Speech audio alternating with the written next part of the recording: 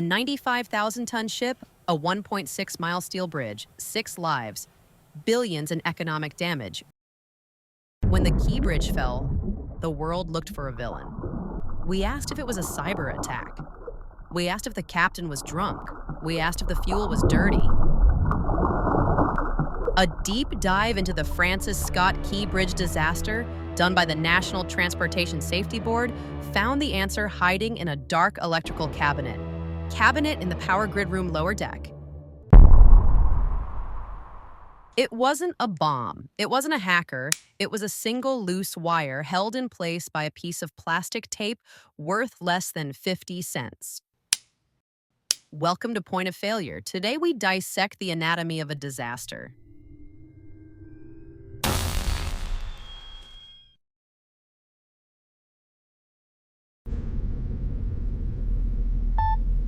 To understand the crash, first you have to understand the ship's brain. The MV Dali ship ran on a split voltage system. High voltage for the heavy lifting, low voltage for the controls. Power flows through this step-down transformer. It's protected by the HR1 breaker. Inside this breaker is a safety device, the under-voltage release coil. This coil needs a constant signal to stay closed. That signal comes through wire 1. It plugs into a spring clamp. Think of it like a mousetrap for copper. But here's the point of failure. The NTSB found that the plastic label on the wire was too long. It hit the face of the clamp before the copper was fully seated. The wire looked connected, but it was barely touching. A loose wire needs a trigger. That trigger was vibration. The Dali had the shakes. The vibration was so bad it had cracked the transformer braces. And how did the crew fix it? They jammed a cargo hook between the transformer and a steel beam. Now, this is what we call a jerry-rig. It proves they knew the vibration was dangerous, but they chose a band-aid over a repair. Please watch the rest of the video and leave your thoughts in the comments, and don't forget to like, share, and subscribe.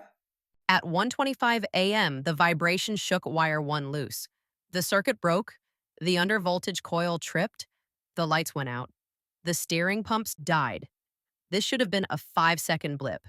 The backup transformer should have kicked in, but the breakers were set to manual.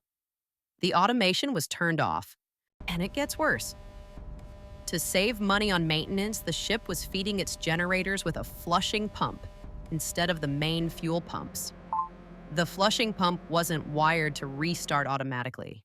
The ship was a bullet. The bridge was a fragile target. The Key Bridge was a continuous truss design. Efficient? Yes. Redundant? No. Engineers call this fracture critical. It means there's no backup load path. It's like climbing a mountain with a single rope. If that rope snaps, you fall. When the Dali hit Pier 17, the bridge didn't just sag. Because it was one continuous piece of steel, the falling span acted like a lever. It pulled the rest of the bridge down with it. The bridge was built in 1977. Ships back then were tiny. The protection dolphins were barely speed bumps for a modern megaship. This wasn't an accident, it was a cascade. A loose wire. A jerry-rigged brace. A pump used to save pennies. A bridge built without a safety net. We focus on the big failures. But in engineering, the apocalypse usually comes in a small package. In this case, it came in a 50-cent piece of plastic. Every system has a breaking point. Subscribe to Point of Failure and we'll help you find them.